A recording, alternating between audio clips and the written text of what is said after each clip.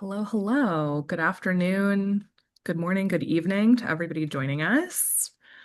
I know we still have some folks who are trickling in, but we have a lot to cover today, so we'll get started. I wanted to welcome everyone to Rethinking Capacity with AI in the Workflow. We're so excited to have you here for this conversation today. To get us kicked off, I wanted to introduce myself. My name is Colleen. I lead customer and community marketing here at Dscout, and this session is part of a really exciting series that we've partnered with the Design Executive Council on called Modernizing Research with AI, Customer Centricity at Scale. So it's a four-part webinar series, and as you may know, this is the second part. We'll have two more coming in the months ahead, really kind of focusing on how AI is reshaping research, design, and product organizations.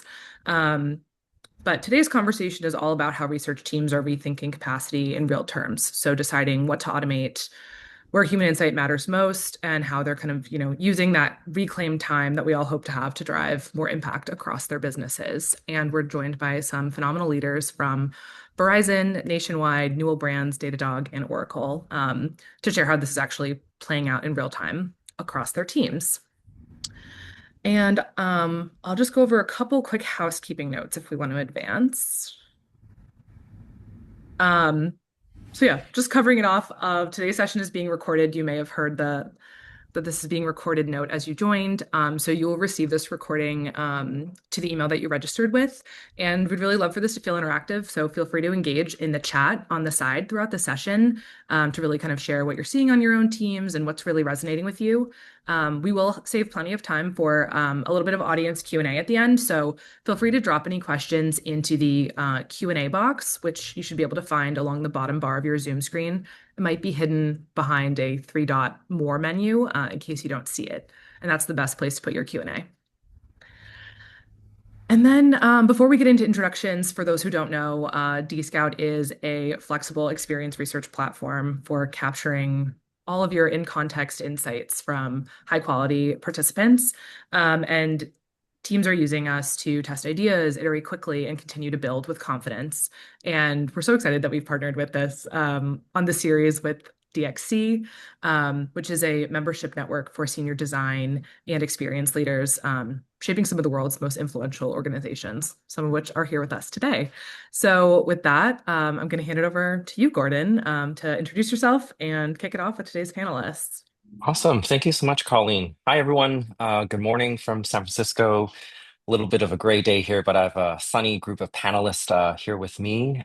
So excited to welcome this group. We're continuing on this webinar series because it's been such a fantastic first round last month. And, in part of our webinar too, we brought a new group of people to really offer you guys diverse insights. And one of the things that you guys have really resonated with is hearing from people from different industries, not just tech, but also beyond it. And so my name is Gordon Ching, founder CEO of Design Executive Council, and I have the privilege of bringing some fantastic people in the room.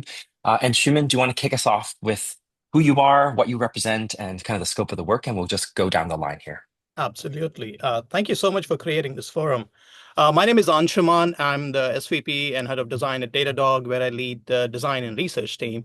And my team over the last 6 months have really leaned into this change, and we are redefining or figuring out at the same time what an AI native design and research organization looks like at enterprise scale.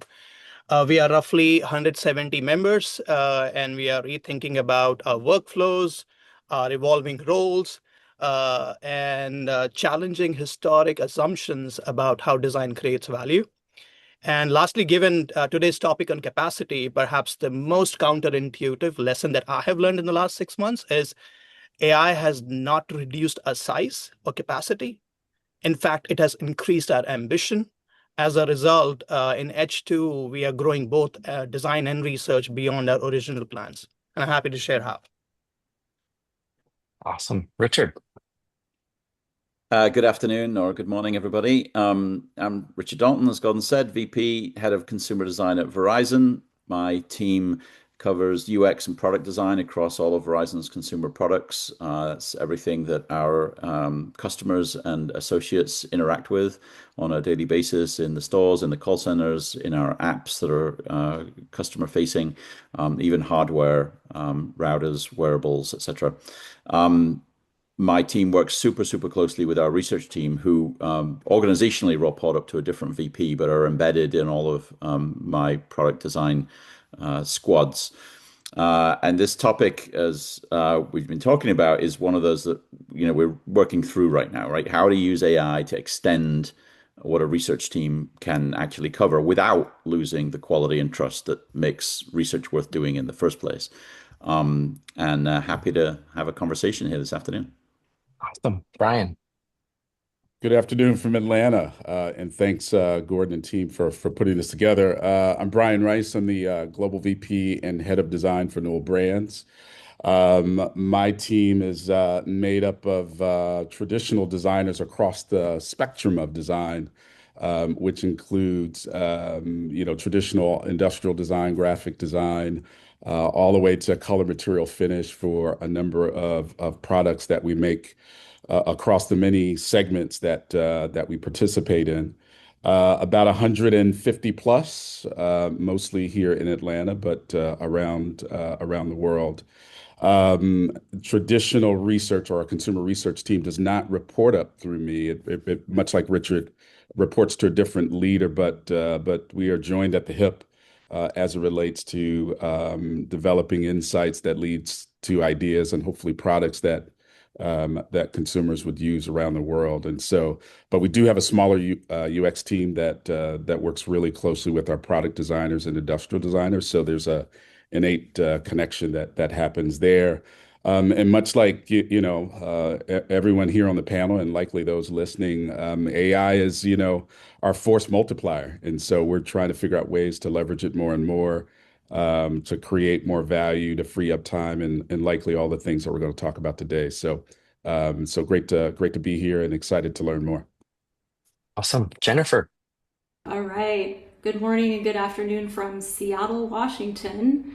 I'm Jennifer Darmore. I'm VP of Health and part of the design leadership team in the central organization for Oracle. We service the Oracle Cloud Business Unit as a central design team. And part of my role is leading the design for our health division. And in that work, we are completely reimagining from the ground up the entire health stack and health suite. So you can imagine being under a regulated environment. Research is absolutely critical to what we do. Much like Brian and Richard, our research team reports up into a different leader. However, we are a peer group and closely tied at the hip, especially as we're going through formative testing and things like that to go through medical device classifications and things like that we have to do. And much like the panel, we're really excited about the possibility of AI-enabled process and workflow. We are heads down, diving deep into figuring out what that means to us as an organization. And we're really excited about the opportunity that this allows us to get out of the production and manual processes and really get into more curiosity and human creativity, and do what we do best and drive real impact, business impact and value. So I'm excited and looking forward to today's discussion. Awesome. And last but not least, Brian from Nationwide. Hi, thanks. Thanks, Gordon. Hi, everybody. I'm Brian Green. I'm a director of user experience at Nationwide, based out of Columbus, Ohio. I lead our design and research operations team. So our UX team is a little bit north of 100 folks, and we support the entire enterprise. So that would be Nationwide Insurance, which most of you likely know by our jingle, but also Nationwide Financial. So we have a whole suite of Nationwide financial services capabilities, and then also enterprise and shared assets like nationwide.com, our mobile app, authentication, things like that. And then also our UX team also supports internal assets that are used by our associates. So I'm going to bring more of an operations lens to this conversation. So, my team, we are a capability and enablement team supporting our product design, emerging user experience, and then also our customer office. and the designers and researchers on those teams. So a big part of my focus right now with AI has been, how can we improve these workflows, right? So, we're going to be supporting design, research. I bring an accessibility lens. My team, I have accessibility experts on my team. So that's a big part of when I see both concerns and opportunities with AI related to accessibility, obviously research. But ultimately, what we're trying to do is create better opportunities and more impact, allow the researchers and designers on our team to do their best work. So, and how does AI enable that? Awesome. Well, with this panelists, we can hear about how ambition is increasing, where time savings are going, and where new value is creating. Just to take us before we jump into the panel, some of you may be new, some of you may have joined us. This is a four-part series. So today we're going to focus on what is the role of research team when everyone can research, especially around rethinking capacity with AI in the workflow. And there were a few key takeaways from the last webinar that's going to flow into this one. We heard loud and clear in the last webinar, research is evolving from static insights towards intelligent systems of insights. So how do you move from things like from outputting decks and presentations to things that are continuous and intelligent? How do we think about not just automating research tasks, but actually scaling the quality of our thinking across the organization so that it's not just researchers holding those insights, but actually anyone across the enterprise? As execution rigor is also raising what is now the floor, leaders are reevaluating research impact, whether it surfaced something the business didn't already know, not just obvious information. And then finally, we're hearing about just the heightening rise of systems, evaluation frameworks, and new knowledge layers that are empowering teams across the organization. So we got really energized because we're seeing a new way of rethinking what democratization of research means in the age of AI, and then also where the time savings being redirected to help us create net new value. On the next slide, we're going to go into sort of the three parts of our webinar today: automating low value work, harnessing reclaimed capacity, and then cross-functional use cases. So in question number one, we're going to ask, which research activities have you permanently automated? How did you decide what actually stays human-led versus AI-assisted? And where has good enough been acceptable versus where have you held the line? One of the things we heard from Cisco in the last webinar, we heard from Daniel say one of the most important skills now is to know where to apply the rigor, when to let things move fast. And if we don't move fast as a product development, we'll be ignored. So to kick it off, and Shuman, I'm going to go to you to kick off this section. Great. I think a bit of a context will help. At Datadog, research has a small footprint that we are growing. So what that means is historically a lot of evaluative research has been done by designers, PMs, and sometimes even engineers. So as we were thinking about how to leverage AI and where, we were very mindful on where we want to apply AI. We wanted to preserve the foundational and longitudinal studies for the researchers on the team. I think that is where we want them to shine, invest a lot of time and energy. But when it comes to the evaluative side of the study, that is where we have tried to build end-to-end tool chain to automate different processes or parts or steps of that evaluative process, so that way we can enable the rest of the functions who can use that tool chain to expedite their own product delivery cycles. And so far, that has been very helpful. So I'll give you some examples. The tool chain that we have, it is not, I would say, complete. They have multiple gaps, but we are trying to attack different parts of that tool chain, starting from, say, recruiting participants. Datadog is an internal tool, or actually external tool. It's called Real User Monitoring that we use for ourselves, where we have a deep understanding of who are our users. And we use that tool and Claude to pull in relevant potential participants for our studies. Then we incorporate that with a third-party tool, user interviews, to do participant recruiting. Our team has then built the right level of skills for Claude for designers and PMs to create a research plan, refine their research questions, and also for unmoderated studies, how to kind of best position those research. And then at the end of everything, we are currently using a third-party tool, again, Dovetail, where all our research goes and lives. That has become our like a knowledge base for us. And some of the features over there, which were like really exciting for us, is all your insights become queryable. It does a great job of synthesis. So in terms of that synthesis side of the tool chain, that was the most scariest bit, because you really wanted to have a human in the loop. And over the last 1 year, what we have seen that when Claude launched, OpenAI launched deep research last year, we were still seeing hallucinations over there, and it was unreliable. We really still wanted someone to look at those that analysis with and go through it with a fine comb, tooth comb. But I think over time we have built enough confidence over there that we are starting to trust the analysis done by AI.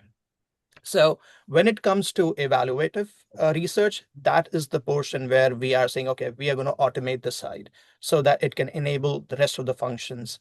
And we're going to keep the longitudinal qualitative study for the research team. That is where they're going to shine. And the mental model that I have used is that research team in that case becomes like, if you think of aircraft, large aircrafts that do refueling for the planes, the research team is always a 1 year ahead in terms of anticipating needs and anticipating changing trends. And then the small product and design teams can kind of go and build things, and they can go back, refuel themselves with something new, and go back and build things. What I want to avoid is where design teams and product teams are not building with facts, but they're building with vibes, especially when vibe coding has become so easy for everyone. So that's how we are approaching it. So far, it has been just challenging to get all the tools to talk to each other. A tool has an MCP, other one doesn't have an MCP. So that's why the whole tool chain is not working as we would hope to, but I think it's just a matter of time.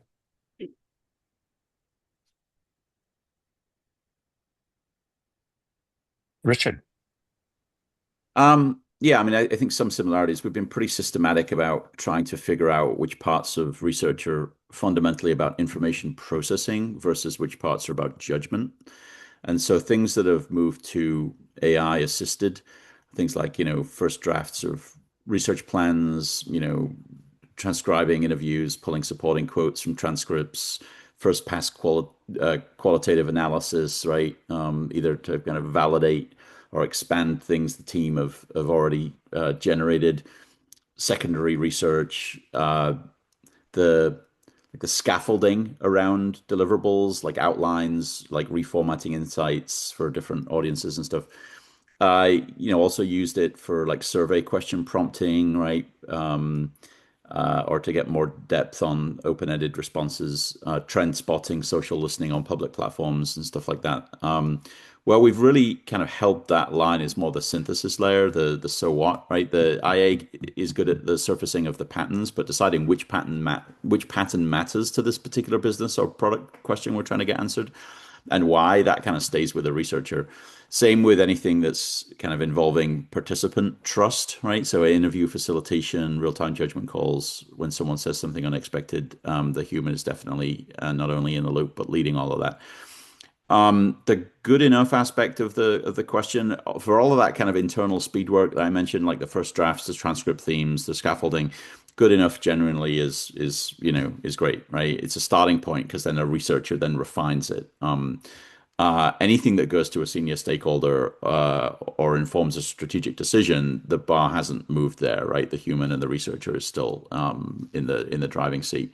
We've just kind of changed where the researcher spends their time getting to that bar, but they still retain the kind of decision-making authority.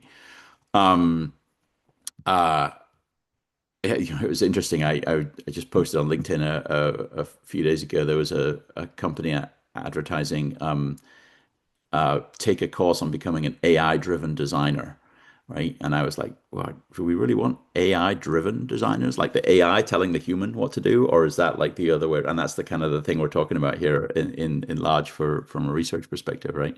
I think one last thing that's not always obvious. I think that there were times when we thought we had to stay human-led when we were actually being a bit conservative out of that, more out of habit really than principle. And I think that that line is constantly fluid, and I really expect to keep it's going to keep shifting, and we need to keep challenging ourselves candidly, to make sure that we're not,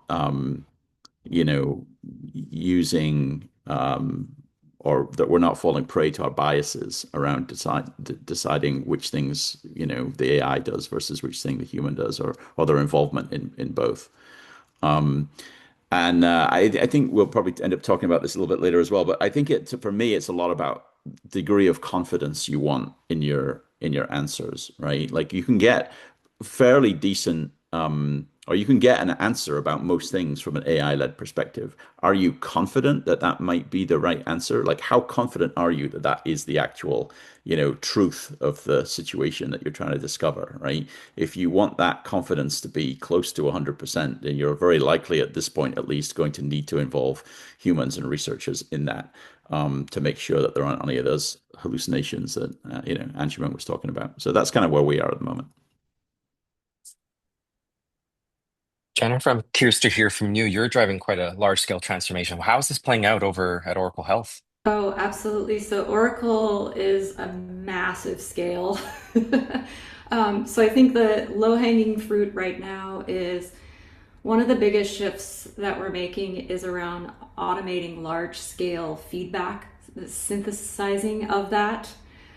So as we're currently reimagining all of our healthcare platform, we're delivering next generation capabilities built from the ground up in stages.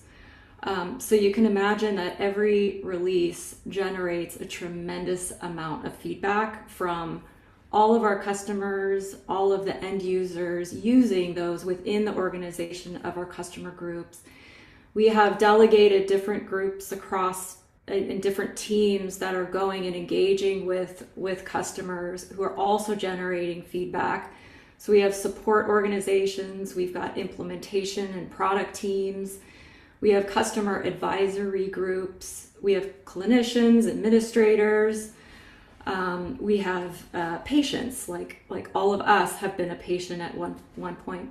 So historically that feedback would come to us in hundreds of service requests, notes, tickets, spreadsheets, bunch of disconnected artifacts. That just creates an enormous backlog for the team. And the team's already under capacity and trying to overachieve in the current roadmaps. How do we address that enormous backlog? And normally it's all the patterns and the insights and signals are synthesized manually by the team. So today, I think AI helps us synthesize that information across all those sources, and it's helping us identify what the real recurring themes are, and surface those signals from the perspective of the different strategic customers. There are some customers we need to, ensure that we retain first over all customers. We want to, create customer satisfaction and excitement. I think where we're holding the line is around the interpretation and prioritization of that. We're not just letting AI run us, an analysis across that data and just following its guidance. We're using that as more like a draft. Okay, here's a quicker way to synthesize. Here's some kind of emerging themes. What are the themes that matter the most? What are aligned to our strategic priorities? That takes human judgment. And in healthcare, the consequences of getting something wrong can be significant. It could lead to death. So AI can tell us what customers are saying. It can identify the trends and summarize the feedback, but it's really the humans, it's the team that still needs to determine what aligns to the strategy, what introduces risk, like patient safety, what mitigates it, ultimately what decisions we need to make. And We also understand the context, the nuances of our customers and what we're trying to achieve as a company. AI doesn't understand that yet until we codify all those skills and embed it into the systems and tooling. So the lesson for us has been that AI is incredibly effective at processing the information quicker. So this is giving us a jump start and accelerating that. But it's really the human judgment that becomes even more important when it comes to understanding the context, making those trade-offs and decisioning, influencing strategy, which is a big topic in our organization, and ultimately driving alignment, which is probably the biggest time sink in the organization. Mm.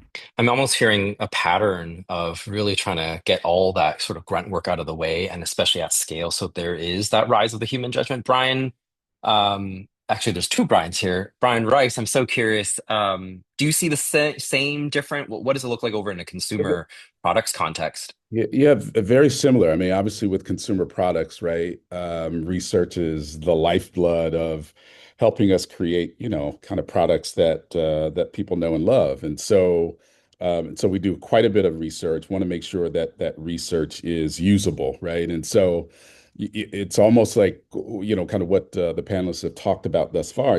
I have this new research assistant that can help me, kind of take care of a lot of that grunt work or that repetitive, right?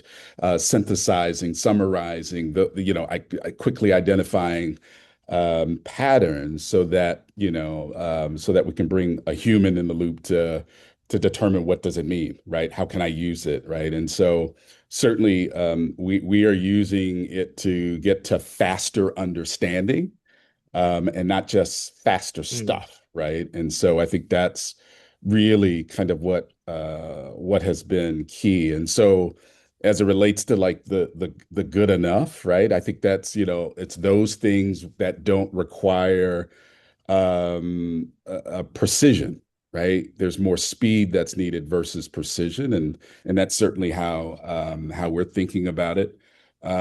We've even been playing with, synthetic personas, right? And as we're developing things and reacting with, a virtual moderator to kind of help us pressure test an idea or did you think about or questioning, kind of different solutions that we might be considering. And so certainly it's becoming more of a right hand, right? That assistant that can help us get through more of that repetitive type of synthesis that is required just to kind of get to the so what. So what does it mean in terms of what might be valuable for one of our brands or one of our businesses and so forth. So anyway, I think very, very, very similar.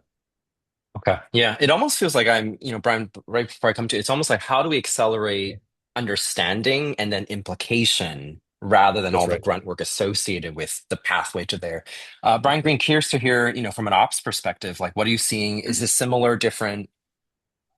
Yeah, I mean, absolutely similar. And, I'm hearing a lot, we're experiencing a lot of what I just heard from the other panelists, right? And so, I mean, we're, really finding AI as an assistant, right? Repeatable manual work. Typically, and I think about like three major areas that we're starting to explore, which we definitely heard in some degree.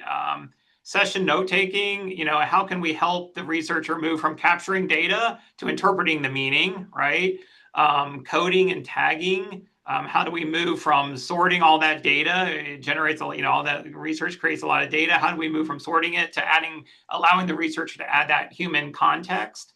And then, and at the end of the research, creating those summaries and themes, from reading all of those transcripts, and allowing them to really just do interpretation, and allowing them to start with, quick starting points.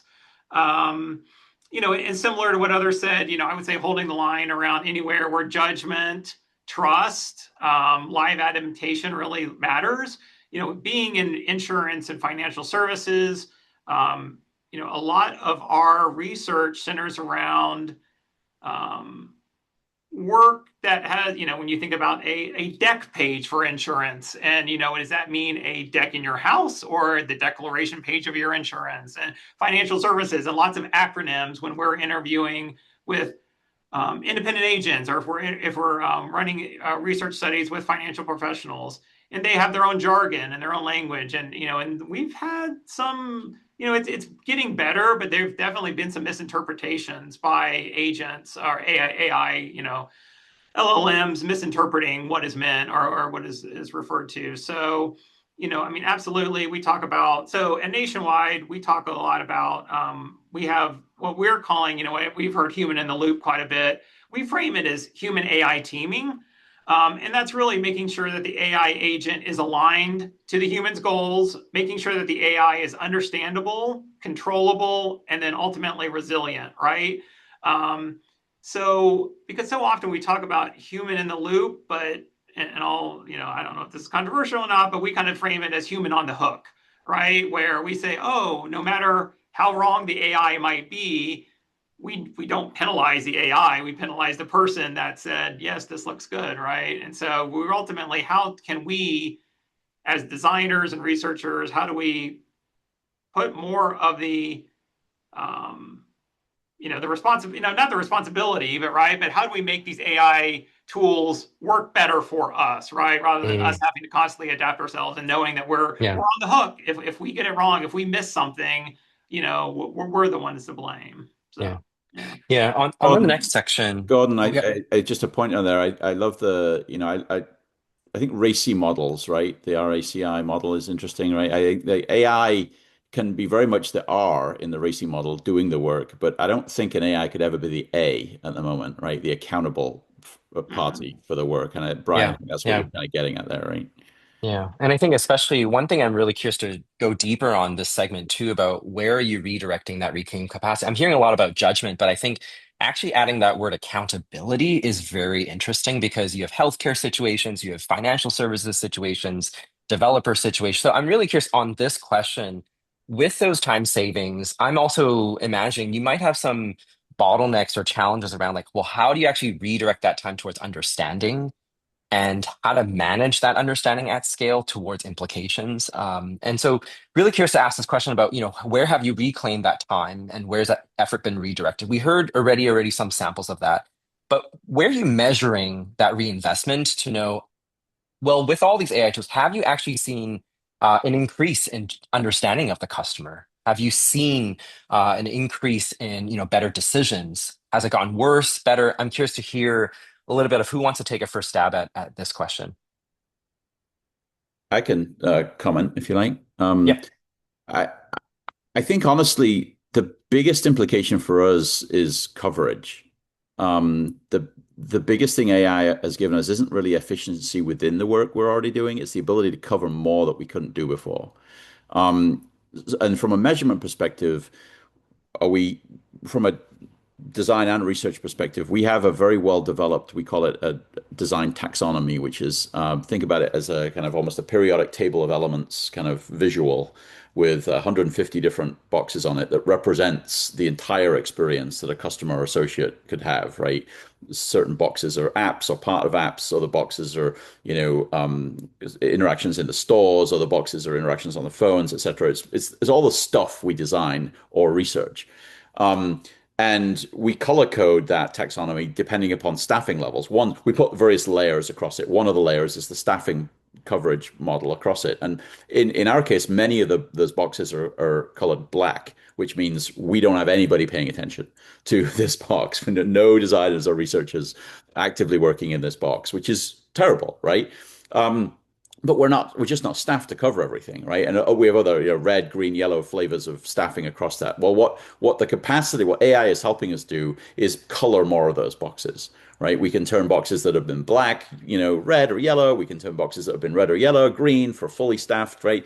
And we use the taxonomy to have these conversations around where should we deploy our resources from all the different skill sets, research included.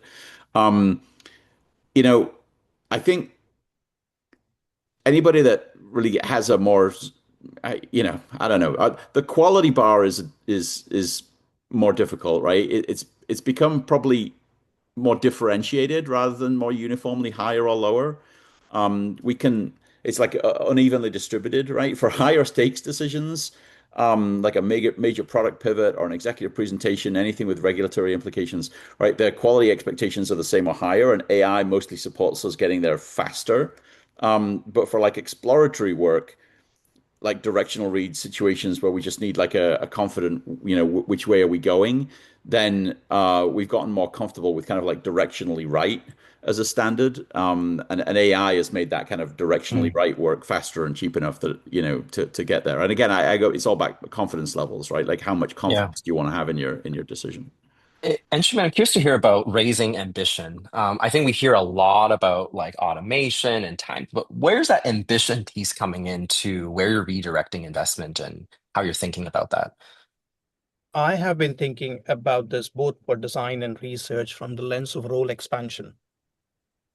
So if I just speak for design first, I have hired designs at this company and previous companies where the role of design was kind of well defined. You work closely with the PMs to define the requirements, you design the experience, then you come work very closely with engineering to actually let them build the experience. But on my team, a vast majority of my team is starting to get just design and build, and that is becoming the norm. I expect 80% of my team to get to that place before the end of the year. That doesn't mean every digital presence that we have of a UI will be done by built by a designer, but we will definitely have, as a design team, the capability to design and build, and also the judgment to know when not to do that. So that's true for design. When it comes to research, I feel my strategy so far, again, has been while the design team is moving downstream to be close to the source of truth for software product code, I'm really hoping my research team to go upstream to be very close to customers, to be ahead of everyone and other functions in understanding the users. So when it comes to like how are they reusing the time that they have saved through AI automation, it's I would say a lot of it is just going and learning new things, unlearning old things, revisiting the old workflows and tool chains, figuring out like what can change, testing and playing with things, because no one has a perfect answer. We just have to kind of uh, build things, try things, figure out what works, what doesn't work, and try the next thing. So, from my perspective, a lot of team's energy is going in uh, learning and building, and especially from a research perspective, building, I mean, research teams have built things in the past, but I feel now they have a much bigger opportunity. And that's where like ambition comes in. Yes, you can do a fantastic longitudinal study that is going to help the business customers. But at the same time, you can be also building some fabulous tools that can help everyone across the company. It can be as simple as a skill that you wrote that is helping PMs run more effective research. It could be you working with your ML engineers and fine tuning prompts. Or it could be actually writing agents who could run unmoderated study on your behalf while maintaining the efficacy on quality. So there is so much to do uh, in terms of the role expansion for research in the context that I am in. Mm. Jennifer, I know you have driven quite a significant team change. I remember you talked a lot about aptitudes in your team, the shift to builders. Um, do you have an example that you could offer on this, use case here? Yes, yes. I think that I can zoom into one specific example that I think could be a potential opportunity for this group here. And I think, let me back up for just a second. So I think the most important thing that we've learned is that reclaiming capacity shouldn't automatically translate into just making more stuff. Just because we have this ability to make more stuff, I don't think that's the right thing to focus on. And I think we're seeing that a lot of groups and teams, just generally, were being seduced by speed. So on the flip side, I think production is becoming easier. On the research side, a lot of the manual efforts we're able to go faster with. And so what we're seeing is that we do have a little bit more time to redirect where our value really lies, to increase around critical thinking, craft, and problem framing. So I want to kind of zoom into problem framing as a specific example. This one could impact all of us. If we have more time to really craft and frame the problems that we're going and trying to solve, sometimes we don't get the problems right in the first place. We're solving the problems that don't necessarily matter the most. So, and just because we're moving so fast as an organization, okay, we need to do this and this and this and this and this, let's go for it. And we're not spending time to pause and think about, is this really the most impactful problem to solve? So one specific example that we had recently come out of this is that we're working on around trying to figure out the best way to manage clinicians' tasks. So we're trying to help clinicians prioritize complete work more efficiently. It's a pretty fairly straightforward workflow problem. And AI was helping accelerate some of the production and discovery activities. And it reduced time, reducing our time spent creating and translating those artifacts. The team was able to come up with an opportunity to stay in the problem space longer. So we kind of went deeper in the problem space. And as we dug deeper, we uncovered something that fundamentally changed our thinking. We uncovered that physicians and nurses actually have a very different mental model for how they approach completing work throughout the day. We were coming up with a single solution that could scale across all roles, and we uncovered that that's not how they think.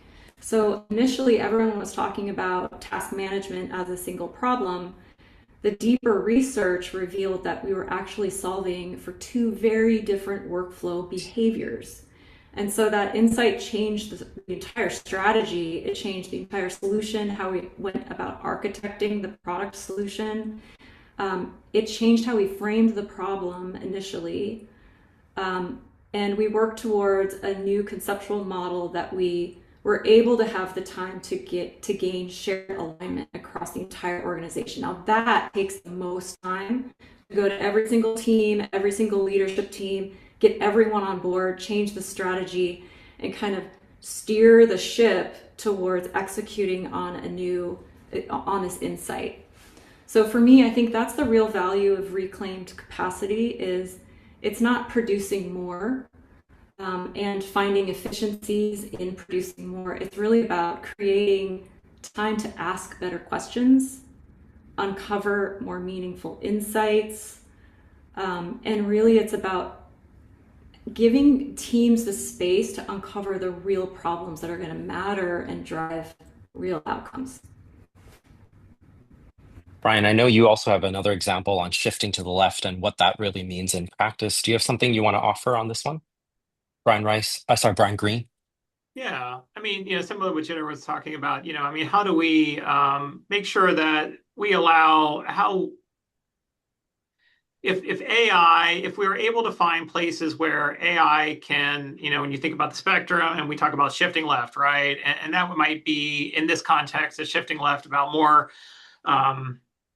strategic work, right? So on the right side of the pyramid or right side of the diamond might be things around deliverable, right? So we're finding opportunities with AI in that when we talk about synthesis and things like that, how if we're able to get to a place where AI is helping accelerate that, how come the researchers move left?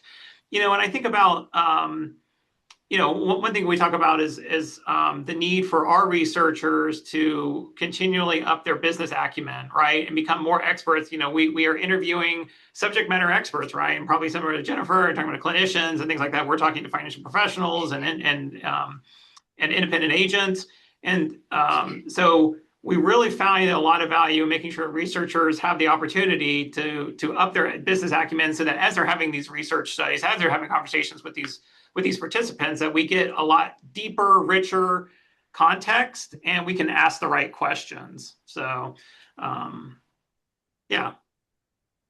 Awesome. Um, if we switch to the next section, I think we're already bleeding into this. And Brian Rice, I'm going to call on you here. So as we're equipping more teams with these cross-functional, capabilities, what have you found most promising in your world? I know you're also joined at the hip with your research team. So has there been something that has come out or something you've seen from your design side initiatives that have helped, drive a new kind of outcome here?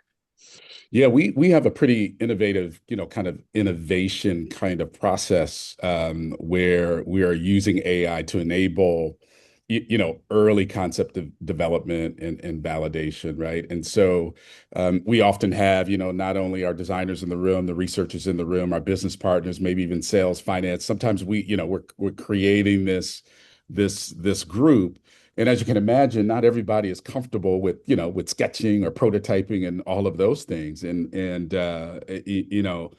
so AI allows us certainly in helping to bring to life ideas so that everybody can see what they're saying, right? Very quickly and get it to a point where we have a fully fleshed out concept, that goes beyond a rough sketch that we might, share in a consumer group, but something that actually looks real, right? And I think that enables us very quickly to determine whether there's a there, whether we have something that might be feasible or not very quickly. And so we've kind of shortened that time to either fully develop an idea or kill one, right? And so it allows us with a level of fidelity to kind of evaluate ideas. And so it's great to kind of see the light bulbs go off in those who feel that they're not creative, right? But they might have an idea that, the designers can bring to life and say, are you thinking this? And we can put it in a kitchen, we can put it outdoors, we can do all of those things that would normally take us a minute to produce and gain some consumer feedback. And so it's certainly given them a greater appreciation for the design process in a strange kind of way, in terms of, the importance of like, hey, being clear about what it is that we're trying to solve for, right? Such that we can come up with a concept that has a level of fidelity that we can get a reaction to. And so it's been very positive to kind of see those kind of participate differently. Before we go into the Q&A section, I want to kind of quickly pulse around the panelists. Which sort of cross-functional stakeholders have you found the most promising, maybe even as advice to others to consider as like maybe this could be your first foray into deepening cross-functional partnerships with these new use cases and capabilities? Any sort of quick bits on, what stakeholder groups or, what type of angle that you've approached this on? Can jump in real quick. I think that we're finding a lot of opportunities within our customer office. And I think it was Richard who was mentioning synthetic users, synthetic research. And I think that's an interesting opportunity, right? And I know that we didn't talk about it too much, and it's very early, right? But it seems like that capability is starting to mature a little bit. But there's a lot of interest in, ensuring that, it's very, that it's absolutely, the gold standard is a human researcher to human participant, right? But where are there opportunities that, for very early on, is there opportunities that we could create some synthetic users, and we look across a spectrum of, at least, in our world, what we think about is gen pop. We talk about niche audiences, but then also specialized, right? And as you kind of move from gen pop, is very easy to get that data and be able to create a synthetic user, all the way to specialized. We consider specialized someone like a financial professional or an independent agent or someone with expertise. And those are really, they're hard to get a hold of, as you might imagine, right? They're all very busy. So doing research with those audiences is very difficult, but it's also very difficult to try to imagine creating a synthetic persona of someone of that caliber. So, yeah. I can jump in as well. So I think for us, it's about creating an opportunity for a different operating model altogether.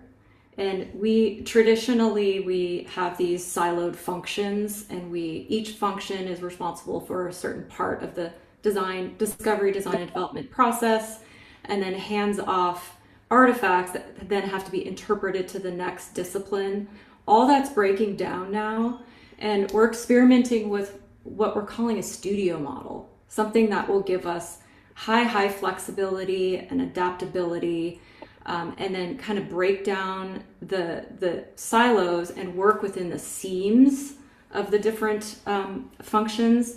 So the studio model, it has stable leadership, because you still have to be able to guide careers and mentor, stable leadership, but then it creates a situation environment where you have a pool of aptitudes and human-based skills that you can then quickly form and put on any given problem, go through sprints, tackle that problem quickly, and then form a new sort of, we're calling them delivery pods within the studio model.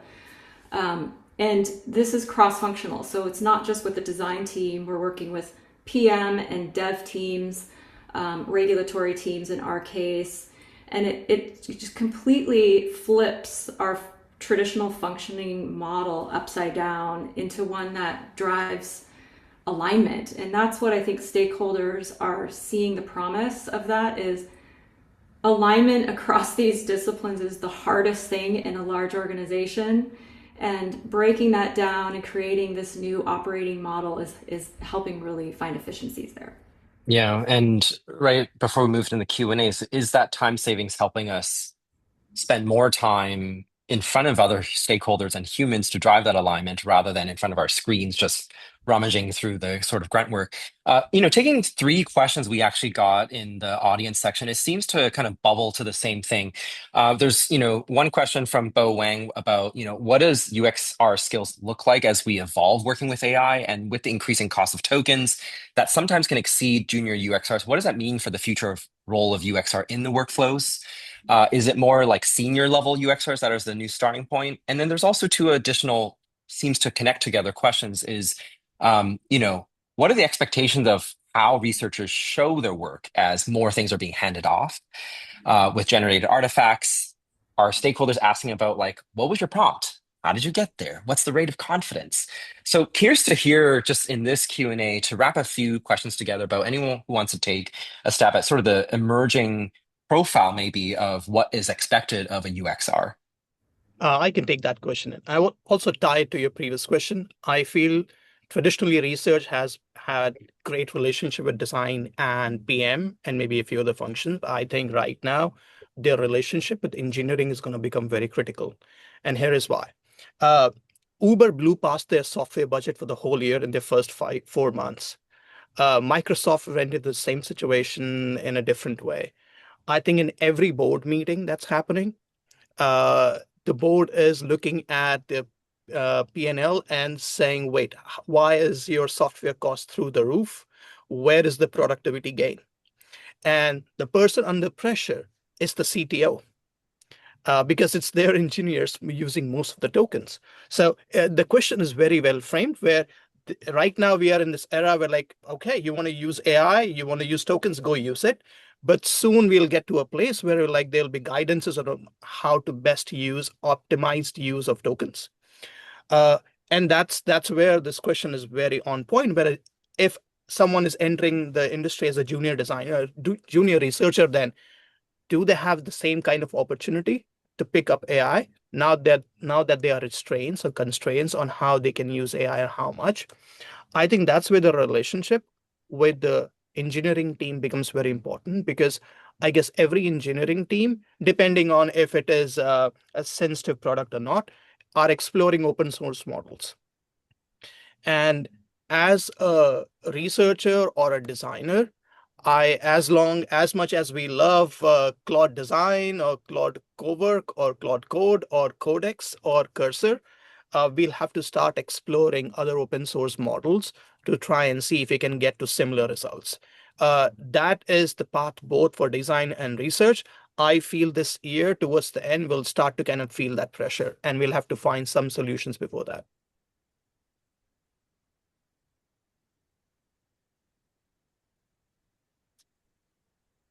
Anyone else before we jump to the last section here? I guess I would just add is I kind of think the junior UXRs have an advantage, right? Because I think they're growing up with it and can break those traditional models to maybe rethink, right? Maybe flip the model on its head yet again. And so I'm not sure who asked the question, but I think they actually have the advantage to redefine it as opposed to just walking in status quo in terms of how organizations are currently Hmm. run. Yeah. If anything, I think for junior researchers, it's because you have less assumptions and kind of Yeah. held context, like go Mhm. break rules and see what is possible. And I think that's really exciting for just how you rethink the concept of what is even a builder, researcher, designer in the age of AI.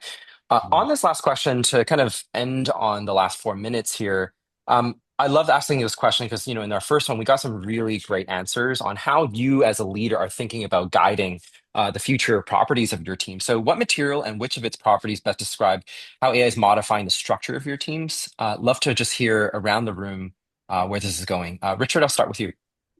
So I'm going to confess, I brainstormed with Claude on this one, and Claude helped me come up with carbon fiber. So extremely strong, but a fraction of the material of traditional structures, right? I think, carrying more structural weight in the organization, holding up more decisions, covering more ground, but with a leaner actual footprint. Brian Green. Yeah, I was thinking it's, I don't know if it's a material, but maybe I'm bending the rules a little bit, but I was thinking about like bamboo, right? So, it's strong, it can bend without breaking, and that's really important, right? And in insurance, financial services, I mean, we just want to make sure that nothing is breaking. We just can't, some of what Jennifer said, healthcare and in our instance, insurance and financial services. And so, we want to make sure that our researchers, are grounded in that. We talk about UXRs, but like making sure that our researchers are grounded in that strong craft rigor. But then, bamboo grows very quickly, right? So they need to be flexible to adapt to what we're seeing and we're all feeling, right? As these rapidly evolving world of how quickly these new tools and capabilities come out. And so, yeah, just making sure that we are meeting our business needs, right? But not losing what makes our work credible, right? We have to keep the human, as we talk about in the lead, making sure that they are using these tools efficiently. Yeah. Plus, pandas love you. Yeah. Yeah. And aren't we poisonous to pandas? Or maybe that's eucalyptus or something, right? That they eat something that will literally kill them, I think. So, yeah. Well, they also use bamboos to build skyscrapers in some regions of the world. Brian Rice. It's interesting. I was channeling a little bit of Brian's bamboo. I was thinking about something organic, right? Trees and forestry, that sort of things, right? Like deeply rooted, right? But will continue to grow. A branch will break off here and there, but it'll likely grow back and in a different way. And so I was thinking about something along those lines. I think this is here to stay. And I think it's up to us to nurture it and to grow it. And Shuman. Uh, I would have gone with water, with Bruce Lee's Be Water. But Dad, I mentioned that in the last session. The closest analogy that comes to my mind is wet clay. Uh, I think as teams, as wet clay, we need the flexibility, the adaptability, and wet clay offers the creator to kind of shape something beautiful and useful out of it. Mm. So I feel that that's the material that comes to my mind. And Jennifer, the finishing touch. Yes, so I wasn't part of the other talk, so I was going to choose water. Water is definitely the material for us because it's malleable, flexible. It also comes in, it shifts properties. So it could be in the form of a liquid, a solid, a gas. And that's Mm. really, AI is enabling our teams to be more fluid. But then once we find, the right problem that matters, we solidify that. And then we also, these fluid teams, we can use it as a way to edit out the things that don't matter, like let it evaporate. So I think water really is a great metaphor for how we're leveraging AI and where we're heading in terms of structuring the team and the future work. Mm. Poetic, and thank you guys for sharing all these insights. Just as we wrap up this panel, because there's so many great things shared, the conversation continues in our next series on retaining customer centricity when everyone builds. It builds upon these insights about rigor without proximity, trust at the speed of AI, and what does it mean to have an AI fluent customer also. So this will be our next panel on June 30th. Sign up and register. We'll be featuring another set of great panelists to offer diverse perspectives on how they're rethinking research and experience design in the age of AI. And also, if you want to subscribe to stay along the journey with DXC and Dscout, your two QR codes you can subscribe and join and get this on the top of your inbox. So thank you so much to our panelists, especially for joining us, and everyone else for making the time today. I hope everyone has left with something practical and useful, but also in my head, I'm seeing the shape of water really guide me into this next kind of discussion. So thank you guys for sharing that. All right, everyone. Have a great Tuesday, and thanks for joining us. Bye bye.